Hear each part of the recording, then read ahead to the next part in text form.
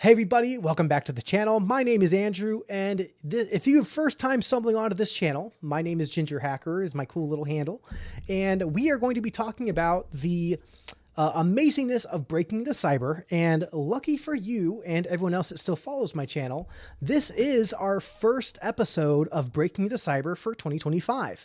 I am very excited this year. We have a list of amazing talent, well-versed CISOs, red teamers, DECO instructors that I'll be having on this channel to, of course, just kind of break into your questions of breaking into cyber, how they did it, things in the industry that are going on right now. And I am very excited to introduce our guest tonight, who is Rich Greene. He is an extensive 20 years of background with cybersecurity, intelligence, and special operations. He is a SANS author instructor for Sec 301, Introduction to Cybersecurity, 20 years retired military veteran, and most important title, Dungeons & Dragons Dungeon Master. Rich, thank you so much for coming on to the channel tonight. It is so great to have you. No, thank you so much, Andy, for being here. I absolutely love it. It's always crazy when I just hear somebody kind of give me any kind of introduction. I'm like, man, did I really do all of those things? It's been a wild, crazy ride. But no, it really has. You know, you touch on the most important one. I mean, Dungeon Master, be it D&D Dungeon Master or Cybersecurity Dungeon Master, by far is the coolest title on the face of the earth. I think it is an amazing thing that you also kind of, it's a retrospect that many people within the field, I've learned at least, like they're gamers, they play Dungeons and Dragons. Most of the time it mixes. I probably have not gone to any SOC team or cyber training event where it's like, there's not a Dungeons and Dragons game I can't find. It's like, hey, does anyone play? Boom, hands go up. I'm like, you're my guys and gals. So no, exactly. But it's weird when I think about it, because if we rewind time, like it was really popular 70s, 80s, died off in 90s, of course. And then coming through the Army, I would ask, and there was like maybe a handful of people sprinkled out, of course, living in the barracks that still played D&D. But it was like this taboo thing you don't talk about in public. And now we come, 2020, 2025, and it's thriving again. No, exactly. And speaking of thriving, cybersecurity, that's what we're here to talk about tonight. Cybersecurity is still a very much growing industry this year. And as many folks come across YouTube, Google, LinkedIn, their Google searches of how do I break into cyber? And cybersecurity isn't something that everyone always picks when they're growing up. I know myself, my goal was I want to be a firefighter. I want to be a police officer and join the military. But not everyone always kind of thinks about this as a first career choice. But clearly it is something you have a strong passion for. Was there a specific moment in experience that made you realize that this was the field you wanted to dedicate yourself to? That's an interesting one. I think I got my first taste when it comes to cybersecurity late in my military career. At the very beginning of it, it was all, your typical signal operations, FM radios, CompSec, all those good things. It was near the probably 12, 13, 14-year mark where I quickly realized, working inside the intelligence side, I should probably understand cybersecurity for twofold. One, we're going to have to utilize this particular skill set to do things. And the other side of that, from more the security perspective, is I need to truly understand how to create a channel or channels of communication that's super secure, right? We can't go back to the days of, marking alleyways with chalk marks to give people things or anything wild like that, right? So I had to find another way. So that's really where it got started. And from there, it's like puzzle. If you enjoy puzzle solving, cybersecurity to me is kind of like that job that is a constant puzzle to solve. There's always something that has to happen, and you got to figure out how to make that happen. Be it offense, defense, doesn't really matter what it is. Yep. But it's always a puzzle to solve. It's funny you mentioned that. And it's so funny because that's honestly, ideally, almost how my career happened as well. Halfway in my military career, I was a military police officer. My brother commissioned into the Marine Corps, into their intelligence field. Pretty much had a conversation with me like, hey man, go use your brain for knowledge rather than writing people speeding tickets for going 2 miles over the speed limit on post. And people might even like you more. They might wave to you, say hi, invite you out. I'm like, okay, whatever, man. No one likes an MP till they need an MP. I get it. But same thing, got introduced to the intelligence side of things as an all-source analyst, part of a cyber protection team. And I had that same mentality of puzzles. It's a big puzzle that you get a small piece to. And then with that small piece, you get to now expand upon that and kind of understand the bigger, broader picture and why that's important. So very similar, I think, kind of background of kind of the importance and still kind of bigger picture of what cyber can really do. And it's fantastic. And a lot of people kind of ask those questions of like, what is there to do in cyber? And there's so many different avenues. And it's like, it's a puzzle is a great analogy because it's like, imagine it's a 5,000 piece puzzle. Every one of those puzzle pieces can be a small, different kind of like path or section. Like, well, this piece does audit. This piece does apps. This piece does penetration testing. This piece does compliance. This piece does rule tuning. It's such a broad picture that people are just like, I want to get into cybersecurity. I'm like, cool. What do you want to do? And they're like, well, I just want to get into cyber. And I'm sure you've had that kind of same path. And that's one thing I think that's great about the SANS 301 course is it's a entry level certification that you can go into really not having any background and go into that course and come out with a better foundational knowledge, which I always emphasize people on. If you're good at the basics and have a good, strong foundation, you can build upon that. And have you realized when a lot of folks come in, the confidence they get after exiting that course? Absolutely. And I think it's one of the coolest things is because 301's a weird course, especially in today's age where knowledge is at everybody's fingertips. If you hop onto YouTube or Udemy or, pick your large learning platform of choice, right? There's just tons of classes you can sign up for, tons of videos you can watch. So when I see people come to 301, and usually one of the very first things I do, day one in the morning, I kind of get up, I'm like, hey, if you haven't heard of Toastmasters, you're about to learn what Toastmasters is because we're all going to introduce ourselves and kind of say, hey, if you're allowed to, where are you from? And for me, like, what's your expectations at 301? Because my goal as the instructor is you show up and I want to ensure when you leave on that fifth day, like, there's no questions in your mind about what you learned and what you can go do, right? And I find a lot of auditors, people who I call cyber adjacent is a word I use a lot. They're not necessarily the practitioners, but they're HR, they're auditors, they're legal, they're managers of technical teams. They're individuals that should have a pretty solid, as you said, foundation of knowledge about cybersecurity. Might not be implementing the technologies, but if they're talking to people, they're reading reports, they're going through and just reading things, they should understand that. Yeah, 100%. No, that actually lines up perfectly with kind of when you think about your career journey, what stands out the most is that defining moment in your experience and career. Oh my Lord. I don't know. That's 2 decades. I know. So I know there's probably lots of moments, lots of things to kind of sort out, but anything particular, maybe top 5 or something that you can think of like, man, this was like, I know for myself, it was my aha moment where it's like, I belong in this field. And that happened when I was at the state. For me, and we didn't talk about it, and I think it's always kind of interesting when I do talk to people about it. My dream job when I retired from the Army, I was like, you know what? I'm going to go be a middle school history teacher. That is my and one day, I tell you right now, everybody that watches this video, one day Rich Greene will be a middle school history teacher somewhere. I don't know where. So for me, I was like, that's what I want to do because that's what Green Berets do, right? We were the world's best teachers. And then I was like, I want to do that. Not walking, but getting on, call it the podium for SANS and being a SANS instructor for me was like, holy crap. Like, I'm legit here. And then part of that's like, not part of it's ego, but it's like there's only so many of us that exist that are SANS instructors. But then it's like student evals, like reading some of those student evals, it almost takes away the imposter syndrome. Like when I read an eval that somebody tells me Rich Greene by far is the single best instructor I've ever had, and that includes my entire time at NYU, and you're like, wow. wow. Like I had an impact on that person. And there's plenty of examples I can give of those. But for me, I'm 42 years old this year. My birthday was 20 days ago. Happy belated birthday. Thank you. I will not live forever. Like the people that are coming through now are the future of our field. So to have that ability to craft that, to build that foundation for them, to build that baseline, and kind of send them on their way to like take over what we're doing, I think is for me the single most rewarding thing. That's outstanding, and that's amazing. And it actually lines up perfectly, because becoming a SANS instructor is not a simple task. Some would say it's a probably very articulate, and it's very thought after. Like you said, everyone wants to be impactful. They want to teach, but you could be like, we've all seen this in our careers. Like, you can be excellent at your job, but sometimes just not the greatest teacher.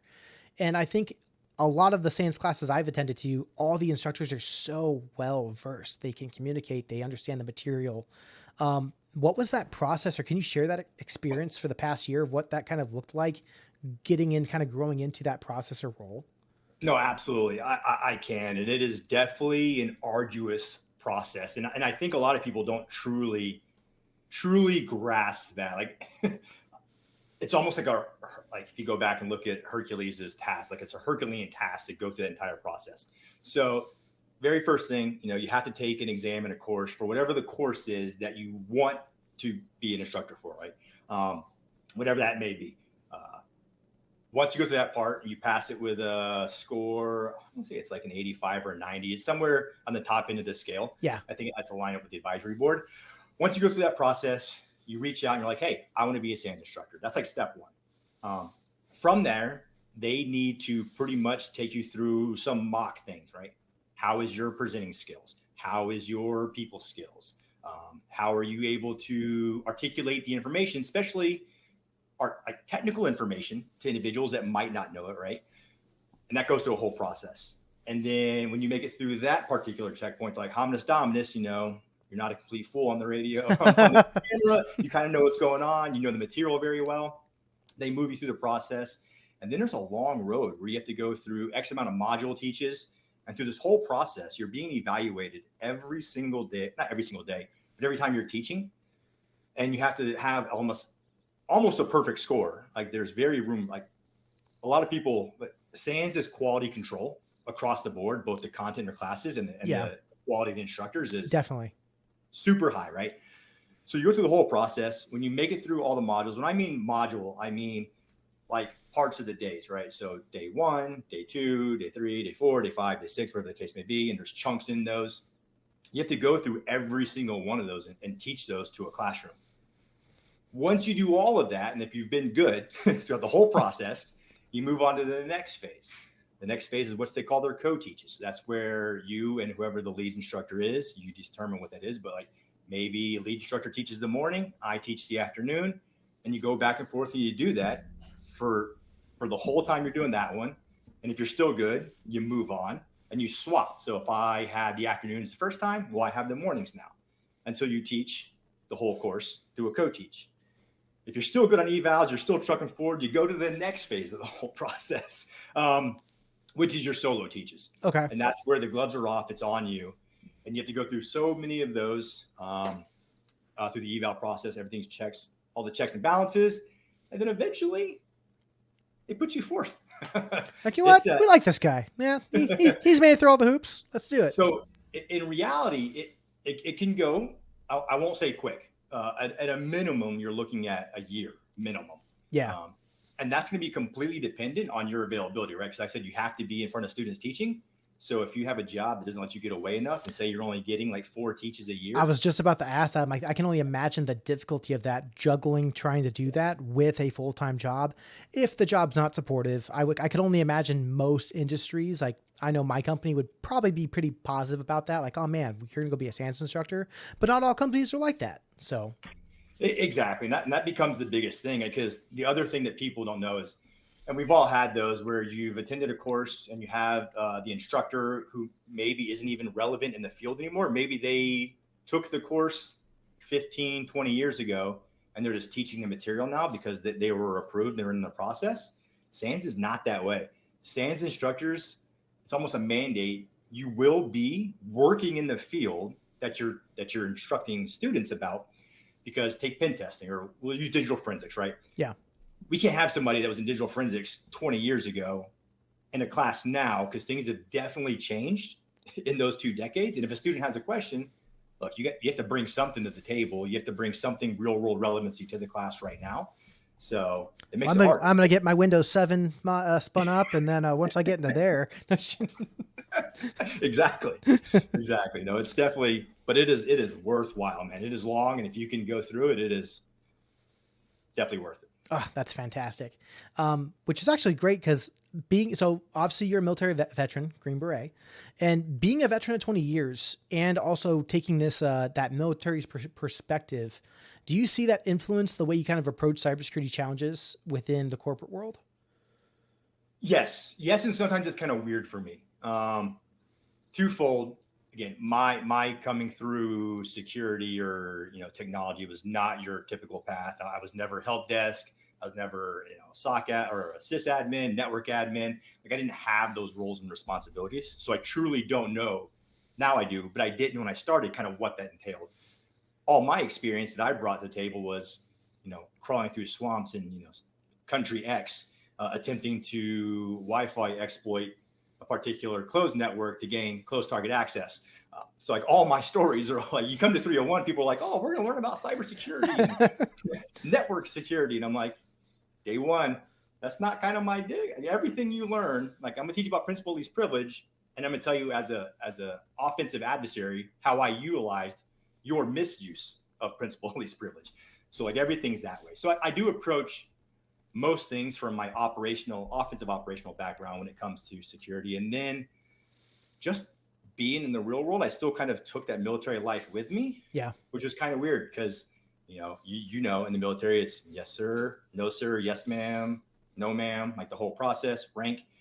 Coming to private, they're like, you're freaking people out during the interview process. Can you tone it down a little bit? I'm like, that's just me. I don't know what to tell you. I'm just polite. I'm sorry. Like, you can call me Rich. Yes, sir. No. I said you can call me Rich. I'm like, okay, Rich. It's almost more awkward than me just being like just last name or like, oh, yeah. Sir, ma'am, thank you so much. Like very punctual, eye contact. Right. And it's like soft skills, very, very well with soft skills. A lot of people within obviously Green Berets, and I think a lot of good people within the open source or the intelligence field doing so many briefings, having to talk to people, pronunciating, going slow, breaking things down, bottom line up front, being able to have that high side technical conversation, but also hey, here's the who, what, when, why, where. If there's further technical explanations you need to have, we can have a side conversation. We've also provided that, but not everyone in a room or everyone in a conversation needs that high level. And sometimes people in that room don't understand the high level. So, which I know you 100% probably understand that coming from, I think you also do, I don't know if you're still doing it, but I think you had Sith 2, your like security pen testing and hardening own company that you kind of will help do in a sense do assessments, evaluations on those companies. And I'm sure there's been multiple clients where you've talked to folks and it's like, yep, we need to have this done. Cool. Do you understand why? It's a requirement. Got it. I'll break this down Barney style, and you hit the NIST standards, ISO 2701, hit the little checkbox. Hey, do you guys have this? What's that? Glad you asked. So no, yeah, for sure. Especially because Sith 2, I keep it just me, and I kept it small. I really want to focus just on small businesses because small business does not have the budget to support a large scale kind of assessment, right? Either, and I enjoy doing both a physical assessment of security as well as a network assessment for security. So like I'm one person, you're a small operation, you have like 5 endpoints, 3 employees. Yeah, I can come in here and we can kind of make it easy. I don't got to charge an arm and a leg. Yeah. We can just make it a safe world. But that's 3 skills I learned from the military. I think everybody military-wise has not a leg up, but can bring to the corporate world or the private world. One, the bluff, right? Bottom line up front. We get trained, we get taught really early in the military. Hey, I don't need the 30 pages of stuff, right? First paragraph, tell me what is the single most important thing about this whole thing. Yep. I can get the top, I can get that bluff, the bottom line up front. And if I choose to, I can keep on reading if I have time, or, hey, I know exactly what I need to know. Second one was a skill that I think we do really well in the military, almost no matter where you're at, is we're very resourceful. And it works very well in cybersecurity because what happens on cybersecurity is you have a problem and you don't know exactly how to solve that problem. So in the military, you're like, I got to get across that river. I'm going to figure out how to get across that river. I'm not going to take no for an answer. I'm going to exhaust every possible means I have And if I just cannot do it, then I'm going to ask, I'm going to say, look, I don't know what to do now. Comes from the military. Yep. And then it is the soft skills, right? Just having the ability to just speak to people and knowing your situational awareness. Like, who is in the room with me? What is gauging the technical acuity or the business acuity, and how you have to present whatever it is you're trying to present to ensure that it meets broad spectrum. Yeah. It's funny. So the soft skills 100%. And I still, seeing interviews and having certain conversations with some people, you can see those issues with soft skills.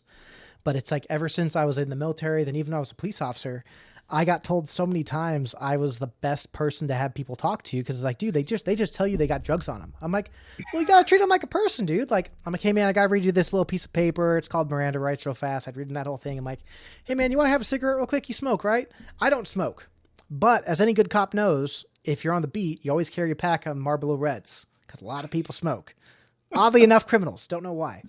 And I'd go get him a cigarette. I'm like, hey man, you have anything on you? Got anything going on? Yeah, I did this. I'm like, yeah, it happens, man. People make mistakes.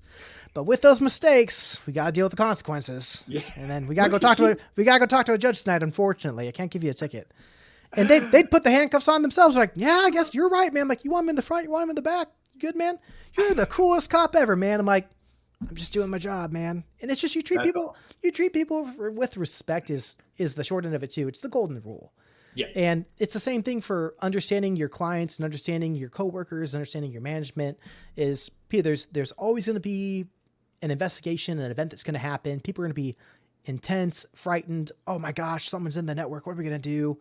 Just take a breath. Let's calm, cool. Let's go through the SOPs. Let's go through our procedures. Let's start making calls. And just like you said, resourceful, all because I can't solve a problem. Just like you said, anyone on a team should do that exact thing, is try every means necessary to try to find that solution. And then if you can't, then, okay, well, I can't do this, but I know Ned on the networking team who 100% can help us with this. I'm going to ping him, shoot him a Teams message, hit him up on however means, and let's pull him into this kind of issue we're having, and we can come up with a solution. And it's being able to resource, which is huge within cybersecurity itself, and networking, meeting people, having these kind of conversations. My story of getting into cybersecurity, I got told 5 different times, and probably on the 4th or 5th time where I said, hey, you need to go get your security plus, and you need to start networking and understanding what security is. It took the right person hearing it for me to hear that from, to start kind of really pushing myself to get into the field. And it took some self-investment. And that's one thing with my series for breaking into cyber, that maybe it's not going to be from you, Rich, and maybe it might be from someone else down the road or any of my other previous interviews. But if you hear it from the right person of the path that someone took or the process that someone went into to get into this field, that might be that light switch that finally clicks saying, hey, that's what I need to do. And that just makes sense. So, and so many people, like you said, not everyone comes up through help desk admin. Some people just fall into outside like, hey, I had all these skills. This kind of lines up what I want to do. I'm really passionate about it and I'm good at it. So that's the biggest thing, man. That's truly is the biggest thing. And you mentioned it right there. And it's the same thing I brought up when I spoke with the FC at lunch. Same thing I brought up when I talked to the one officer class was, hey, no matter what you heard or how you feel, networking hands down is the single most important thing I think you can do. Yes, self-improvement, learn skills, do all that great stuff, but you can be the most amazing insert role here. And if nobody knows you exist, those skills are going nowhere. Yep. And the field's massively populated, right? So you might have a great resume, but getting it through the other 10,000 resumes that are also being submitted is difficult. Mm-hmm. But if you know a guy, hey, I know Andy, or I know Rich, who knows Andy, who's over there, they're looking for somebody. It trickles down through that chain of communications. Yep.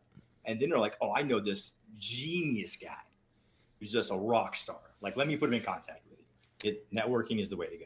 Yep, 100%. And that's one thing I tell people when they're trying to get into the field. I'm like, hey, go find the free events. Go find, like Arizona has, we have CactusCon coming up here late February. Nice. It's a small tech community get together. It's not as big, I'd say, as like the Wild West hacking event. I think it's going on in Colorado next weekend or maybe this weekend.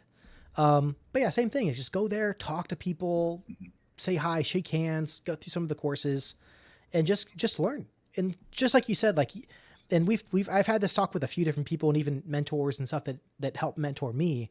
Like you can be a cert bunny, have your wall of certifications. But if you can't practice on those and you just have them all, then you're brain dumping everything at the end of it. You can put 2 resumes in front of you. And if you have someone that has 10 years of hands-on keyboard experience that hits all your buttons, but maybe doesn't have certifications other than like maybe their Sec Plus, CYSA, CEH. And then you have someone that's just like a cert bunny and nothing to dog on WGU, but like going through the WGU process of you knock out all your CompTIA certifications and that's how you can get your CompTIA bachelor's degree for cybersecurity.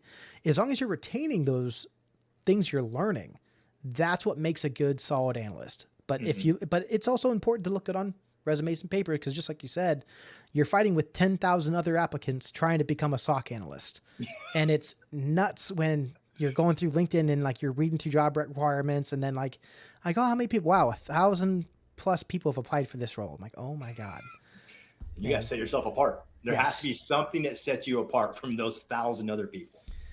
And do you think, are there any misconceptions about cybersecurity careers that you'd like to clear up for those trying to start out or get into the field?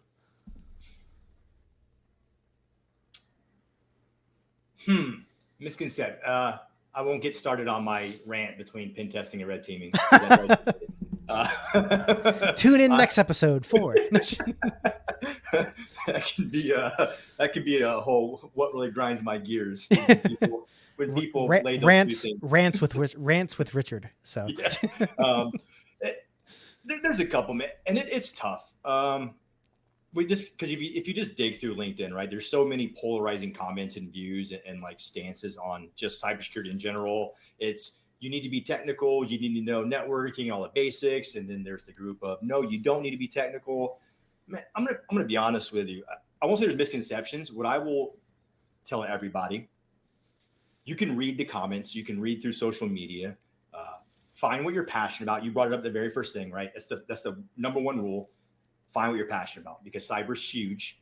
And even when you're going through that and auditor and GRC and pen testing and networking, that those even branch off further, right? Am I, am I a cloud engineer or am I an on-prem engineer? Like so many things, right? So find what builds passion in you, and then just follow it, right? Find people on LinkedIn that are also in that field to see what they're doing. What are they talking about, right? Kind of almost chameleon into their network and like feel what that is.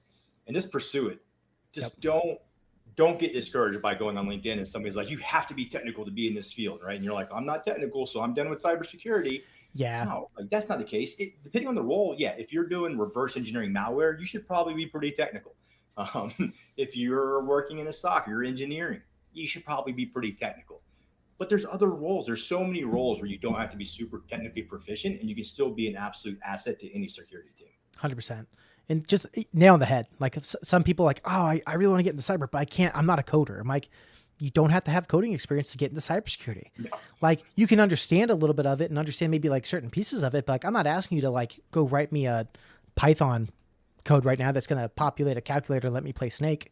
Like, no, like, but just understand some of the basic commands, maybe what you're looking for. Same thing for PowerShell, Linux, basic commands that can help you kind of like breeze through or create like a small, I have cheat sheets at my work when I need to find something. If I'm looking for a user, I can just do a get user. Oh man, what do I need to grab? And I'll go to my little cheat sheet. Like, oh, there it is. I have a Linux cheat sheet mouse pad that has a plethora of all the Linux commands I need.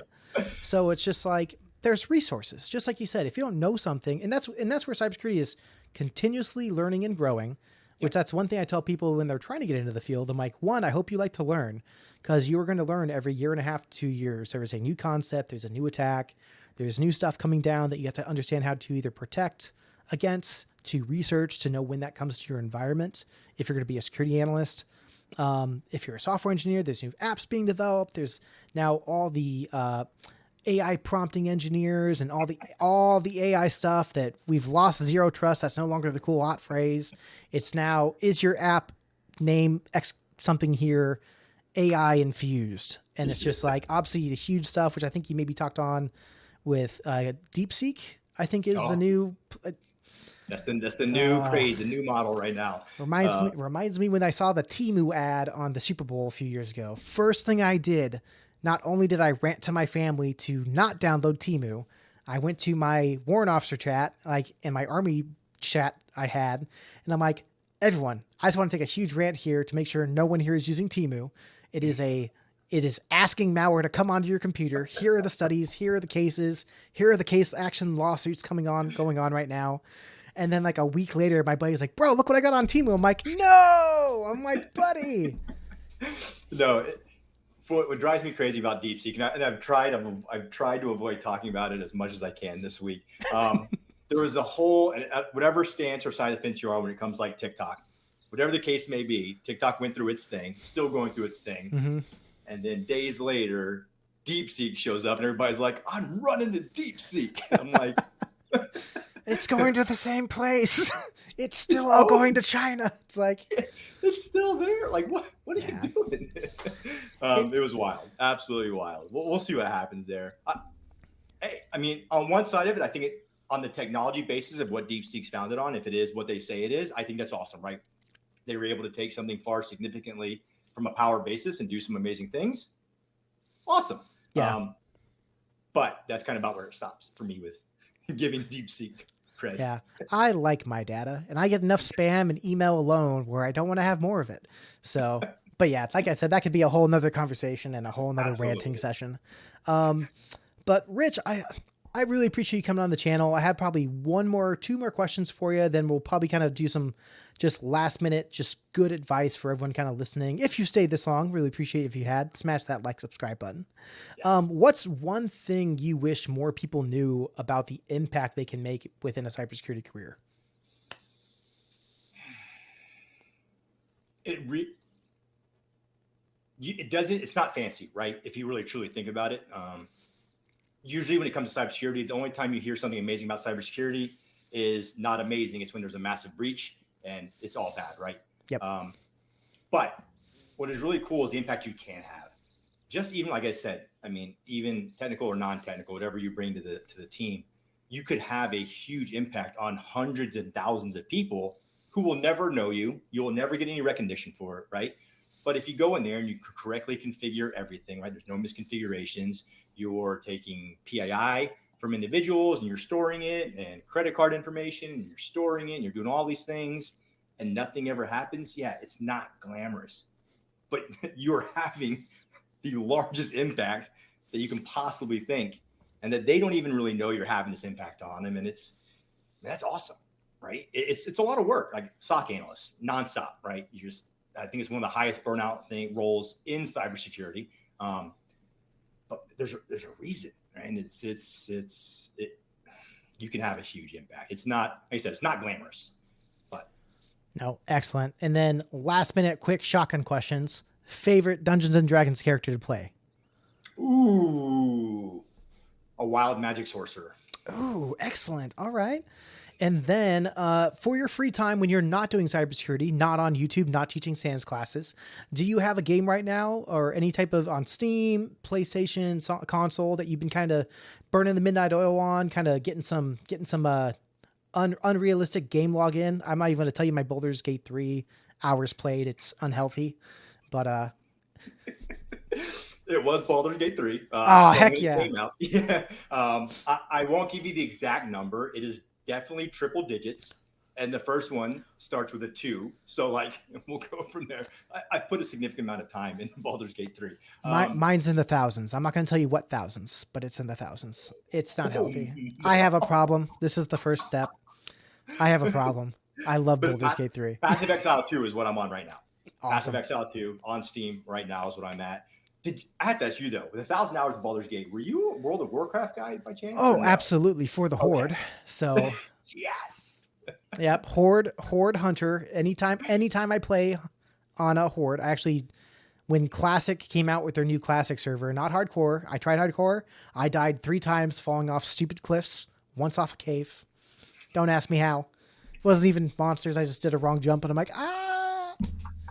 But yeah, that and then just caves is the most dangerous place to be on hardcore. But yeah, anytime I'm usually playing a orc hunter, and my handle is Kajaja, and that was from high school, just a Kajaja. It was a random name, and I'm like, that's what I'm sticking with. So And then, yeah, but yeah, awesome. But, okay. Last question, last piece of advice you'd give somebody that's currently out job hunting right now. Obviously the market's crazy. Ghost jobs are very much a huge factor across the network we're seeing, but any advice when it comes to those, they're trying to get into and break into cyber? Best advice I could possibly give is don't give up. And I know people say it all the time.